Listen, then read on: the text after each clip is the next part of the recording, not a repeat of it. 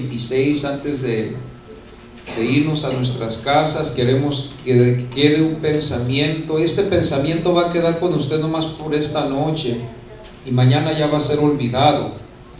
Por esta noche este mensaje va a quedar en su corazón y aunque usted vaya a querer atesorarlo para todos los días de su vida, quizás nomás unas frases, una palabra o quizás nada vaya a quedar en su corazón y mañana va a tener que otra vez escuchar la palabra del Señor.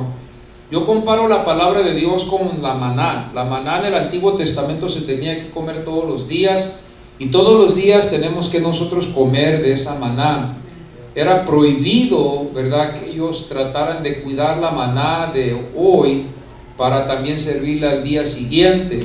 Era prohibido, era por ley de que ellos tenían que cada día buscar maná fresca y prepararla. 40 años parece que estuvieron ellos comiendo maná en el desierto, fíjense. Y todos los días tenían que ellos ir a buscar maná fresca para preparar el pan o lo que ellos preparaban. Y era algo que Dios produjo, que se consideraba como pan que venía del cielo, ¿verdad? Esa maná. Y la palabra de Dios es igual, hermanos.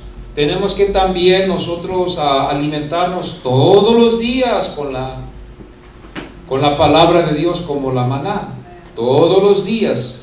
Entonces por eso yo digo, hoy en esta noche vamos a escuchar esta enseñanza, este mensaje, y nos va a servir en los casos que nosotros tenemos en nuestra vida. Pero mañana vamos a necesitar otra vez buscar otra vez de la palabra del Señor. Amén. Y por eso es de todos los días, bendito sea Dios. Aquí en el capítulo 26, la vez pasada estuvimos hablando, ¿verdad? Ayer estuvimos hablando aquí en el capítulo 26, concerniendo lo que el Señor les había dicho a sus discípulos, ¿verdad? Que ellos iban a ir a Jerusalén y que el Señor iba a ser entregado a los ancianos y que lo iban a matar. Él estuvo advirtiéndole, les advirtió en la Biblia 3 veces a sus discípulos para que ellos supieran. Y aquí en este capítulo 26 vamos a empezar en el versículo 17. Yo estaba pensando, ¿cómo podemos ver esto de la Santa Cena, verdad? ¿Cómo podemos nosotros aplicar algo en esta Santa Cena aquí? Bueno, primeramente obedecemos lo que el Señor nos ha dicho de estar presente siempre en la comunión. Es una orden, no es si puedes, es una orden que el Señor nos dejó de estar siempre presentes durante el tiempo de la Santa Cena. Y yo estuve pensando y dije yo, si esta iba a ser mi última cena que yo iba a tomar, a tenerla, y el Señor escogió a sus amigos, de tomar la última cena con sus amigos.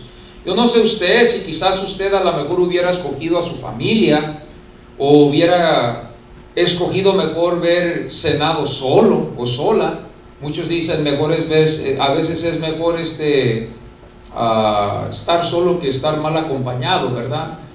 Muchas de las veces nosotros así lo hicimos, ¿verdad? Mejor estar solo, mejor de que estar mal acompañado.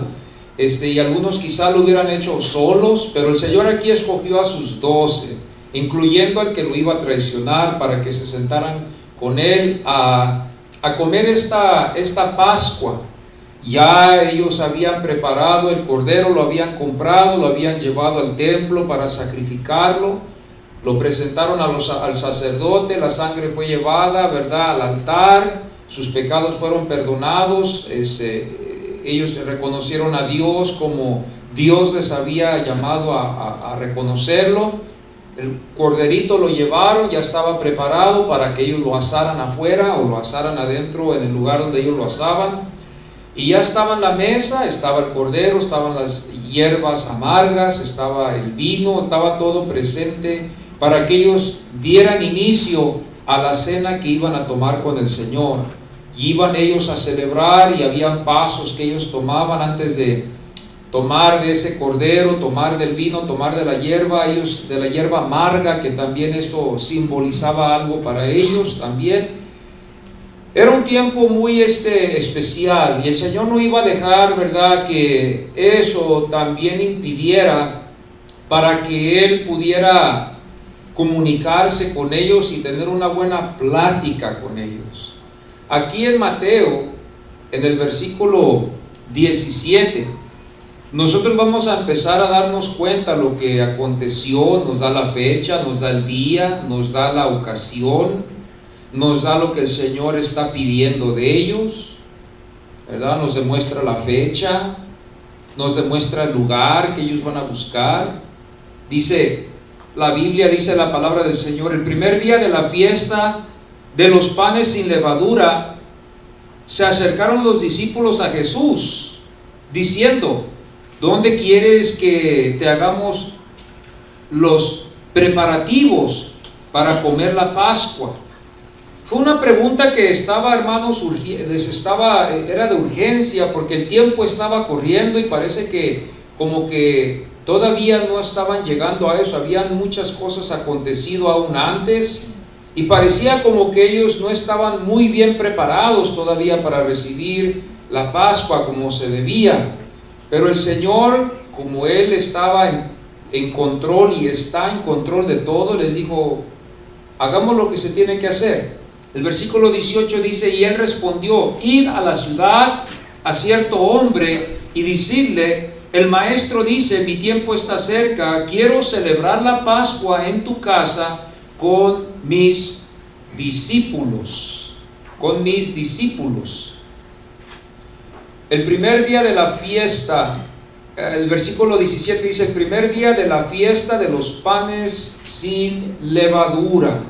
¿Qué significa la fiesta de los panes sin levadura? Se instituyó para conmemorar la historia, la liberación de Egipto. Durante 7 días se comía pan sin levadura y no se efectuaba ningún trabajo servil.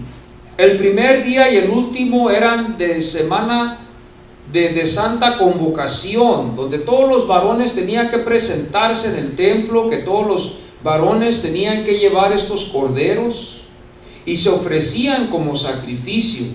Nosotros empezamos a darnos cuenta de esto en el Antiguo Testamento, donde empezamos a ver sombras de lo que iba a venir después por medio de Jesucristo. La fiesta de los panes sin levadura, la levadura o sin levadura simbolizaba la humildad, hermanos. Eso simboliza, es algo que debe de ser parte de nuestro carácter, seamos quien seamos, pertenezcamos a donde pertenezcamos. No somos, hermanos, nada mejor que nadie, todos somos iguales y así debe de ser siempre. Éxodo 23:15 dice: guardarás la fiesta de los panes sin levadura. Fue una orden. Levíticos 23:5 dice: en el mes primero, el día 14 del mes, y más abajo dice: es la Pascua del Señor. Son estas cosas que nos demuestran nosotros en las Escrituras que esto era algo que ellos tenían que practicar. ¿Y para qué lo iban a practicar ellos? Era algo que ellos iban a utilizar para acordarse de lo que el Señor había hecho. Fíjese cómo el Señor está interesado de que nosotros no nos olvidemos de Él. Esto significa que podemos ser también nosotros a veces oidores olvidadizos. Quizás Dios Todopoderoso, que creó los cielos y la tierra, pudiera haber dicho: bueno, basta con que yo los libere, con eso basta, pueden seguir ellos al desierto y olvidarse de todo. Pero el Señor había hecho esto para que ellos siempre llevaran en mente el sacrificio. Esto los llevaba a ellos a un lugar muy especial, como la Santa Cena. Cuando nosotros vamos a tomar la Santa Cena, todos estamos conscientes de que tenemos que estar bien delante de Dios, ¿verdad? Todos sabemos eso. Tenemos que estar bien delante de los que están a nuestro alrededor, como los que están afuera, siempre, porque estamos tomando algo. Como les dije, la comunión puede ser una bendición muy grande, como también puede convertirse en una maldición cuando la tomamos mal. Porque cuando la tomamos mal pueden venir juicios sobre nuestras vidas y tenemos que tener cuidado. Eso nos lleva a tener una vida santa, nos lleva a nosotros a perdonarnos los unos a los otros, nos lleva a nosotros al arrepentimiento, nos lleva a nosotros a ser más tener más precaución en nuestra vida espiritual, porque si esto no se hiciera y no se pidiera que se perdonara el uno al otro, fíjese cómo estuviéramos, amados hermanos. La Santa Cena fuera un desorden total. Éxodo 12:8 dice: y comerán la carne esa misma noche. Era una ordenanza de que ellos tenían que comer la carne asada del cordero esa misma noche. Tenían que ellos comerla y acordarse del sacrificio. La sangre era pintada en los posteles de las puertas, para que la muerte, cuando pasara, no iba a tocar a sus primogénitos. Pero como los egipcios no lo hicieron, la muerte fue y se llevó a los primogénitos de los egipcios, mostrándonos a nosotros que la sangre de Cristo nos libra de la muerte eterna. Nos enseña, ¿verdad?, que el mundo está disponible a caer sobre un juicio sobre sus vidas si no tienen la sangre de Cristo sobre ellos como nosotros la tenemos. El capítulo 10, también en el versículo 14 dice: lo celebraréis por todas vuestras generaciones. Por todas vuestras generaciones. Va a seguir esta sombra que nos estaba mostrando en el Antiguo Testamento para lo que iba a venir después. El versículo 17 dice: ¿dónde quieres que te hagamos los preparativos para la Pascua? Esto lo hallamos en Mateo 26, versículo 17. La tarde ya estaba acercándose, hermanos, y ya se estaba llegando la hora de celebrar la Pascua. Por eso surgió esta pregunta. Quizás los discípulos vieron que el Señor estaba ocupado en otras cosas y quizás se le iba a olvidar, y ellos no querían que eso sucediera. Entonces le hicieron esa pregunta: ¿dónde quieres que hagamos los preparativos para comer la Pascua? Vemos que ellos no se olvidaron de estas ordenanzas. Ellos seguían las ordenanzas judías, eran muy apegados a las leyes y a las tradiciones que ellos tenían como judíos. La conmemoración estaba a las puertas, porque ya esto se iba a celebrar en la tarde. El 18 dice, el versículo 18: decidle al maestro, el maestro dice, mi tiempo está cerca. Mi tiempo está cerca. Juan 7:6 dice: entonces Jesús les dijo, mi tiempo aún no ha llegado, pero vuestro tiempo es siempre oportuno. El Señor le dijo: yo sé mi tiempo, yo voy a entregar mi vida cuando yo sé que mi tiempo es. Yo estoy en control de mi vida. Ustedes no están. Ustedes no saben cuándo van a morir. Ustedes no saben la fecha, ustedes no saben el día, no saben la hora, cuando vaya a llegar el día donde ustedes vayan a tener que partir a la eternidad. Pero yo sí sé, dijo Jesús, porque yo sé mi día, yo sé mi hora, yo sé lo que va a pasar en mi vida. Y siempre el Señor estuvo hablando. El versículo 8 dice: subid vosotros, dice el versículo 8, subid vosotros a la fiesta. Yo no subo a esta fiesta porque aún mi tiempo no se ha cumplido. El Señor sabía que ya lo estaban esperando. En Juan 7:6 y luego después en el versículo 8. Y yo digo, Jesús caminó en el tiempo divino, hermanos. Jesús caminó en el tiempo divino de Dios su Padre. Él sabía cuánto tiempo Él iba a estar aquí en esta tierra. Él estuvo consciente. Nosotros no sabemos. Podemos vivir 60, 80, 90, quizás hasta uno puede aquí vivir hasta 100 y ni lo sabe. Pero Jesús ya sabía Él cuánto tiempo iba a vivir. Jesús demostró su poder sobre el tiempo y sobre su vida. Jesús demostró su tiempo y el poder sobre su vida. El Señor estaba en control de eso. El versículo 18 dice: quiero celebrar la Pascua en tu casa con mis discípulos, dice el capítulo 26, el versículo 18. Y el versículo 19 dice: los discípulos hicieron como Jesús les había mandado y prepararon la Pascua. Y como les estaba yo explicando los pasos que ellos tenían que tomar. Una de las cosas que podemos aplicar en esta historia, hermanos, es de que ellos fueron muy obedientes al Señor. Amén. Y nos damos cuenta también que ellos cada paso que tomaban, le pedían, le preguntaban al maestro, maestro, así, maestro, hacemos así, maestro. Ellos estaban, ¿verdad?, obedeciendo. Nosotros debemos de también sujetarnos, yo creo, al Señor. Amén, también amén. Así, ¿verdad? Como discípulos yo creo que eso es algo que nosotros deberíamos de hacer y debemos de mostrar ese ejemplo. Ese ejemplo debe de manifestarse empezando conmigo, obedeciendo a Dios el Padre, para que ustedes también sigan ese ejemplo. Yo tengo que darles el ejemplo en cómo debemos de caminar como cristianos, en la santidad, en la fidelidad, en la contribución, en participando. Ese es mi trabajo, porque como pastor nosotros fuimos dejados para dejar el ejemplo, hermanos. Dejar el ejemplo, no que nosotros somos perfectos, porque nosotros sabemos que ustedes también van a caer de vez en cuando y van a desmayar de vez en cuando. Yo también, pueda que ustedes no se han fijado, pero pueda que yo también un día también no me sienta con ese deseo. Pero yo le voy a decir, esfuércese, hermano. Yo no le digo a su cuerpo, yo le digo a su espíritu, amén, esfuérzate y ser valiente. Amén, amén.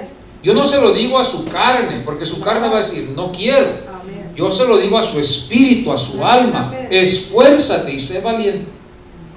Los discípulos fueron obedientes y debemos de ser obedientes también nosotros.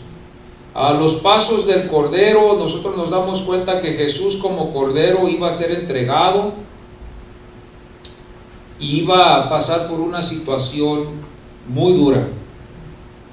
Como les estaba explicando los pasos que ellos llevaban cuando ellos mataban al Cordero, lo compraban al Cordero, iban a un lugar donde compraban estos corderos que iban a ser sin mancha, iban a ser unos corderos que iban a presentarlos delante del templo, los compraban, los corderitos, después los llevaban al templo y los mataban ahí, ¿verdad? Y la sangre la llevaban al altar.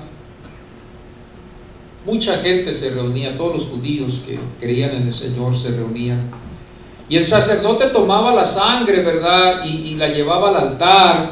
Y al mismo tiempo, es tan bonito, ¿verdad?, ver esto, visualizarlo en nuestra mente, que los levitas, al mismo tiempo que esa sangre era llevada y que el cordero iba a ser sacrificado, todos los corderitos que eran sacrificados, ellos entonaban el Salmo 113 hasta el Salmo 118, que nosotros vemos en el Antiguo Testamento. Era el himnario de los judíos, y ellos entonaban el Salmo 113 y el Salmo 118, y ellos lo entonaban sin música, y lo entonaban mientras estos corderos eran sacrificados. Y después el corderito ya era digno, si lo podemos decir así, de llevarlo a ser asado, y lo asaban. Era la única forma, no podían cocerlo, no podían hacerlo de otra forma, vamos a hacerlo en otro estilo, sino que ellos tenían que asarlo, el asar al cordero. Y se comía el cordero también, ¿verdad?, al lado con hierbas amargas, se dice hierbas amargas, que tenían, y esas hierbas amargas simbolizaban algo también.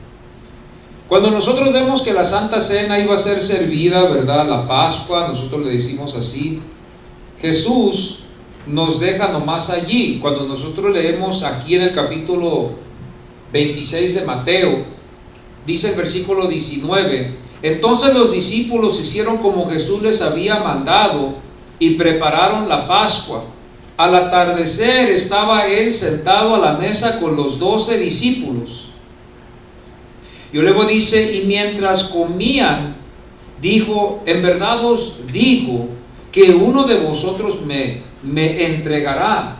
Pero aquí nos vemos que Mateo se adelanta, pero Juan, en el Evangelio de Juan no se adelanta. Y Juan, en el Evangelio de Juan, capítulo 13, vamos a ver en la Biblia lo que nos enseña. Juan, capítulo 13. El versículo 2, Juan 13, vamos a ir a Juan 13, versículo 2. Entonces nosotros aquí en Juan vamos a darnos cuenta de lo que pasó. Dice, antes de la fiesta de la Pascua sabiendo Jesús que su hora había llegado para pasar de este mundo al Padre, habiendo amado a los suyos que estaban en el mundo, los amó hasta el fin, dice la palabra de Dios. Este amor, hermanos, era un amor para los escogidos. Este no era un amor que Él sentía para todos, era un amor que sentía Él para sus escogidos. Él tiene un amor muy especial para nosotros, los escogidos. Por eso usted debe de estar agradecido, agradecida. Yo debo de estar siempre agradecido de que Dios me ha escogido a mí. Amén. Y que me ama a mí. Amén. Y que murió por mí. Ese es el más privilegio más precioso que pueda haber. ¿Cuántos queremos ser amados por el Señor? Amén. Y durante la cena, como ya el día había puesto, y durante la cena, como ya el diablo, había puesto en el corazón de Judas Iscariote, hijo de Simón, el que le entregará, dice el versículo 3, Jesús, sabiendo que el Padre había puesto todas las cosas en sus manos, y que de Dios había salido, y a Dios volvía, se levantó de la cena, y se quitó su manto, y tomando una toalla, se la ciñó. Cuando nosotros empezamos a darnos cuenta de estas cosas, durante de la cena, dice el versículo 2, y durante de la cena, como ya el diablo había puesto algo en el corazón de Judas Iscariote, ya había entrado en él, y este discípulo, ya estaba él con el diablo adentro. El capítulo 6, versículo 70, fijémonos bien que el Señor en ese momento, el Señor no lo excluye, no lo condena, lo deja. Hay un peligro en esto porque podemos pensar, hay un peligro, yo creo, ¿verdad? Porque cuando pensamos que todas las cosas van bien, podemos bajar la guardia y podemos cometer un error. Si el Señor lo hubiera reprendido y le hubiera dicho cuidado, porque sabe lo que hubiera sido diferente, pero el Señor lo dejó que Él conviviera con ellos. Aún hasta se dice que a Él también le lavó los pies. Díganse, a Él también le lavó los pies. El Señor se humilló y le lavó los pies a Él, mostrándonos a nosotros, hermanos, que Jesús le mostró a Él su amor a Él. Le mostró su amor y dándole a Él una oportunidad para que Él cambie. El capítulo 6, versículo 70, Jesús dice, Jesús le respondió, no os escogí yo a vosotros los 12, y sin embargo uno de vosotros es un diablo. ¿A quién le quedó la chamarra en ese caso? No sé si Judas haya sentido algo ahí en ese momento, pero uno de vosotros es el diablo. El capítulo 13, 27 dice, después del bocado, Satanás entró en él. Ya después de eso, dice la Biblia en esta parte, dice aquí que Satanás ya había entrado en él, ya lo había envenenado Satanás. Y luego otra vez en el versículo 2 de Juan 13, hijo de Simón, el que lo entregará. Estamos nomás confirmando que él era hijo de Simón. Iscariote, ¿verdad? Como sabemos nosotros, podía significar un falso, podía significar uno que no era verdadero. Esa palabra Iscariote. Judas es un nombre que nadie quiere ponerle a su hijo aún hasta la fecha. Ese nombre es rechazado aún hasta por los que no creen en Dios, aún hasta rechazan en usar ese nombre porque saben que es ofensivo. Al menos de que sean satanistas, lo hacen ellos para exaltar a Satanás y dicen Judas, ¿verdad? Que sea Judas, que se llamen mis hijos Judas, pero aún ellos tienen mucho cuidado también en utilizar ese nombre. El versículo 13, Jesús subiendo, sabiendo que el Padre había puesto todas las cosas en sus manos. Fíjese cómo la Biblia nos demuestra que Jesús tenía todo el poder. Fíjese qué grandeza que tiene Jesús, que la Biblia da testimonio de que Dios, el creador del cielo y de la tierra, le había dado toda la potestad al Hijo. todo poder, todo el poder, lo tiene aún Él. Es increíble. Yo no sé si usted ve lo que yo estoy viendo, pero cuando empezamos a ver estas cosas, el Hijo tenía el poder como el Padre, pero al momento Él estaba en el cuerpo, en esta carne, ¿verdad? Y Juan 3:35 dice: el Padre ama al Hijo y ha entregado todas las cosas en su mano. Todo está en su poder. Todo está en su poder. Jesús, todo estaba en su poder de hacer y deshacer. Y con mucho cuidado Jesús, cuando estaban para tomar la Santa Cena y estaban tomando la Santa Cena en ese tiempo, el Señor tomó la oportunidad de instruir a sus discípulos, y dice el versículo 3, y que de Dios había salido. La Biblia da testimonio de que Jesús vino de Dios. Hay que darle a Él reverencia y honor, solamente a Jesús. Cuando Jesús vino aquí a la tierra, vino a representar al Padre, y ustedes quieren conocer a Dios, me tienen que conocer a mí. Y el que me conoce a mí, conoce al Padre. Y quien conoce al Padre, me conoce a mí. Así dijo Jesús.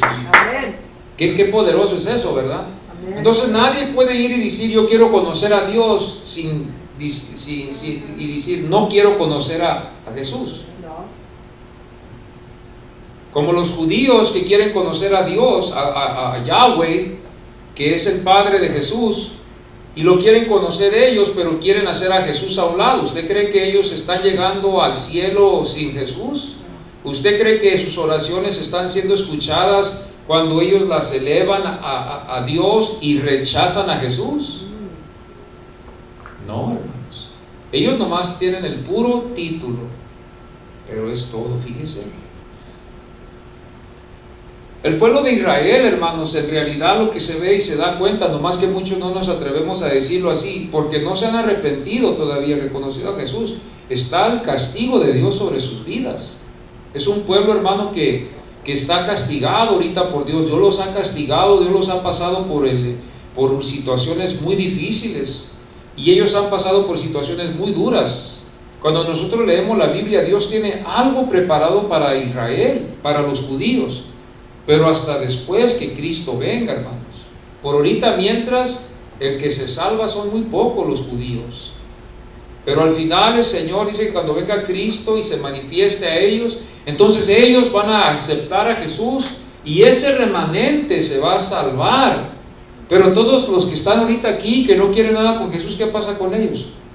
Son castigados, hermano, al castigo eterno, porque no quieren aceptar a Jesús, aunque sean pueblo del Señor, porque no lo han querido aceptar. Están excluidos de la presencia de Dios. Dios es el único camino. Jesucristo es el único camino hacia el Padre. No hay ningún otro camino. No hay otro evangelio que podamos nosotros darle la confianza en creer que hay salvación hacia Dios. Jesús es el único camino. Es el único camino.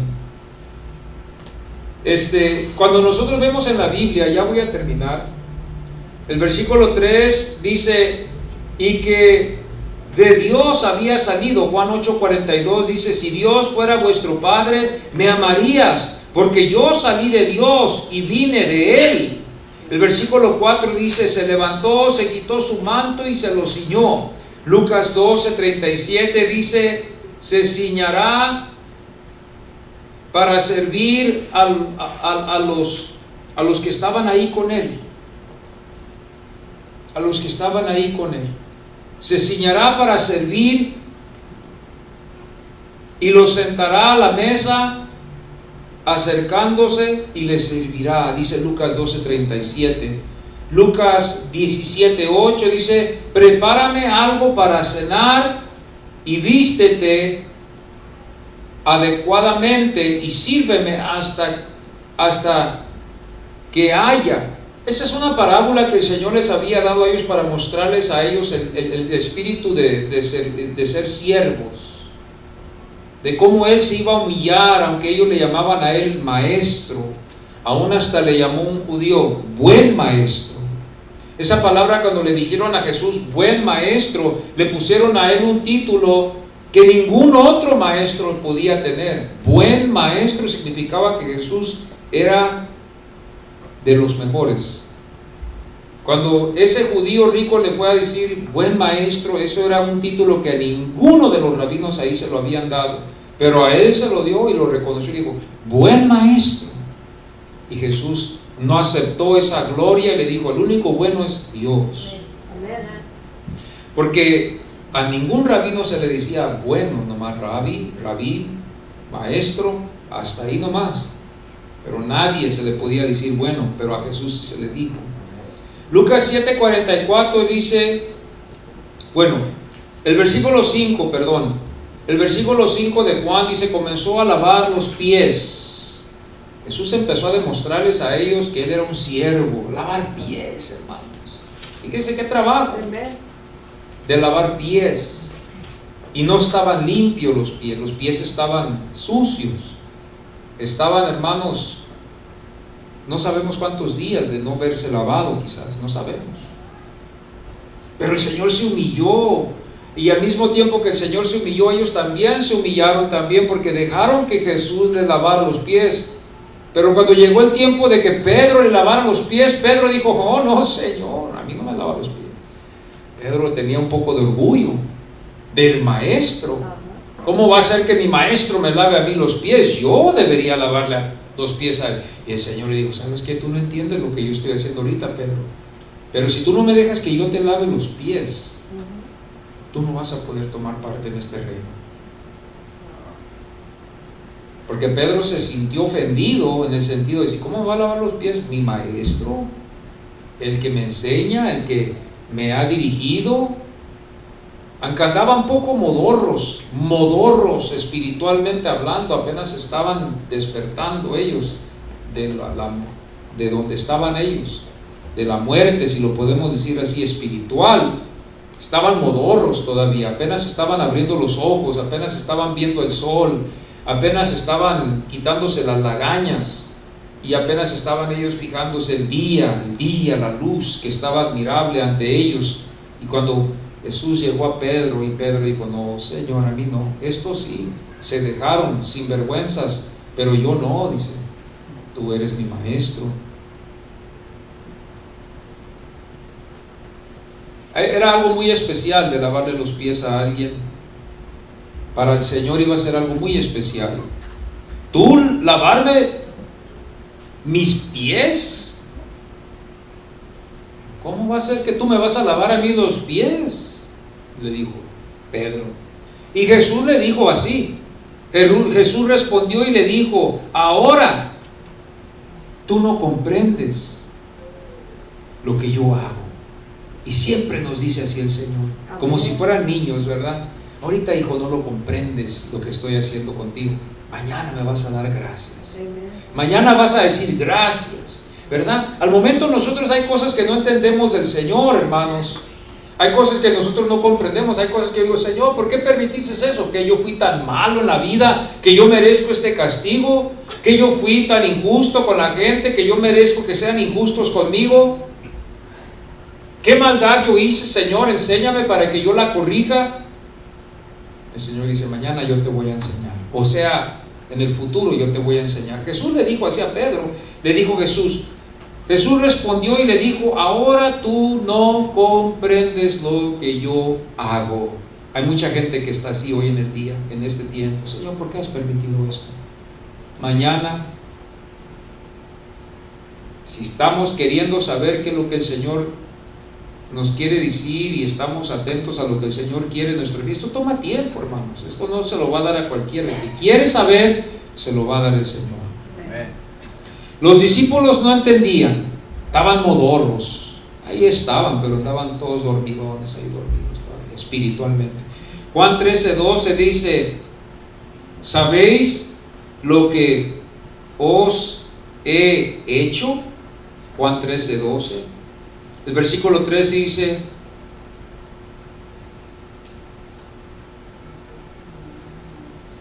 el versículo 13, vosotros me llamáis maestro y Señor, y tenéis razón, porque lo soy.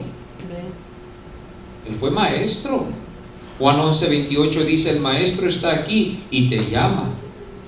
Él fue Señor también, la Biblia dice, esta es una de las muchísimas. Juan 11:2 dice, ungió el Señor con perfume.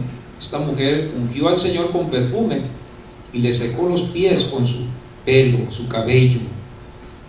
El versículo 14, pues si yo, el Señor, dice el versículo 14, pues si yo, el Señor y el Maestro, os lavo los pies, vosotros también debéis lavar los pies unos a otros, porque os he dado ejemplo.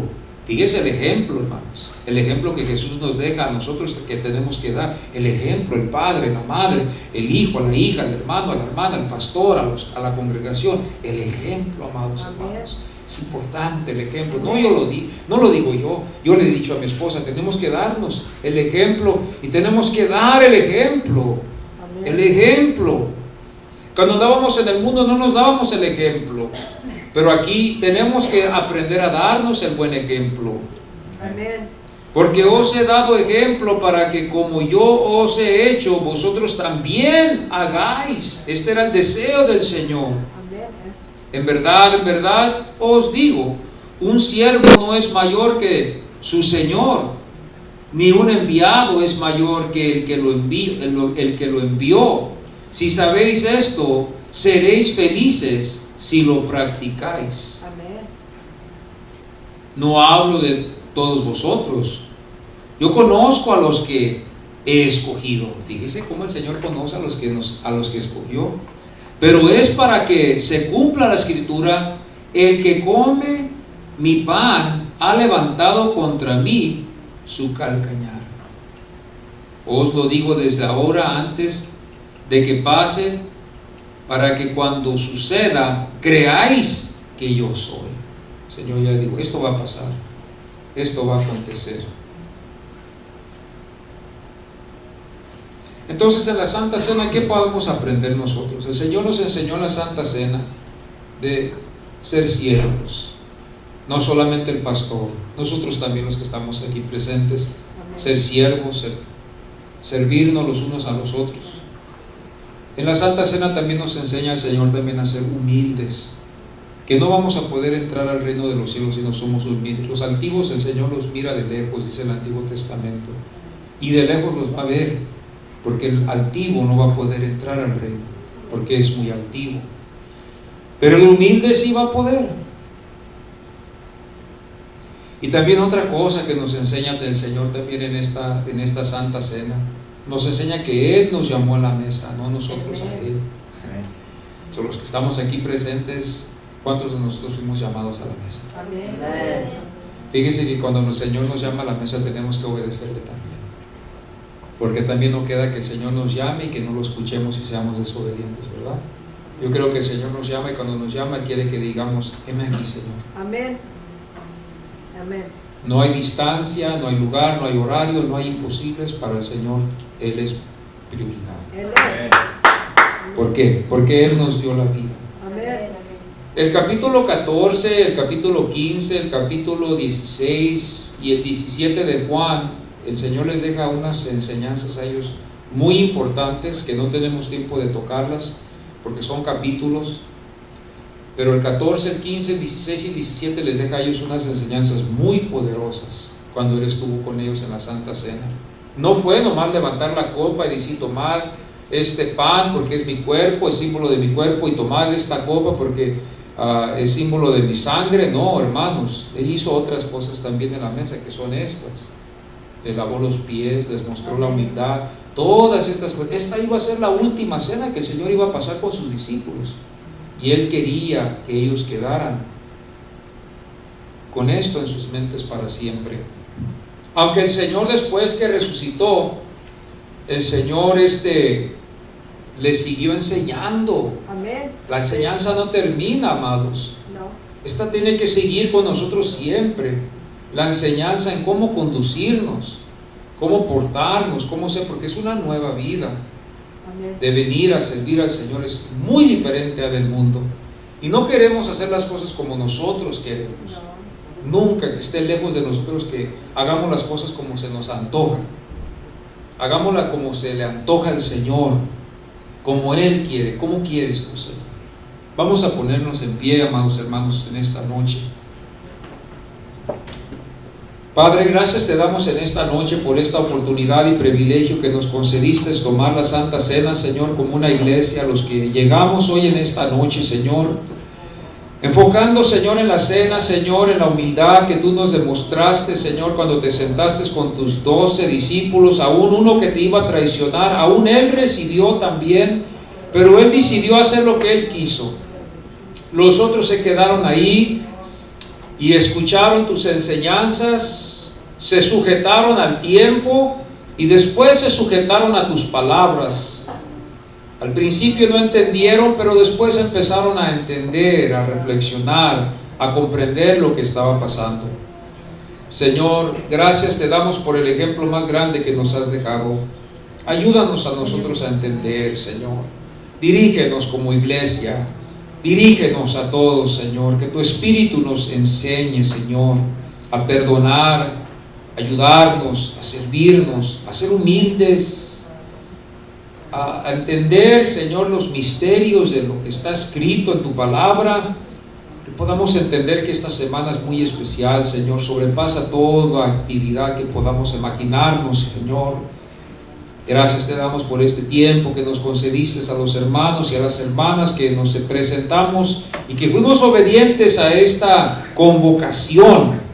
Gracias te doy, Señor. Gracias. Bendícelos y que no nos olvidemos en esta semana, que todavía no ha terminado, de la muerte que tú llevaste, Señor, para salvarnos a nosotros. Que no nos olvidemos mañana, que no nos olvidemos el sábado, y que el domingo podamos todos celebrar la resurrección y poder gozarnos en este año 2016 en esta salvación. Gracias te damos, llévanos con bien, que la paz de Cristo vaya con todos nosotros. En el nombre de Cristo Jesús, nuestro único Salvador.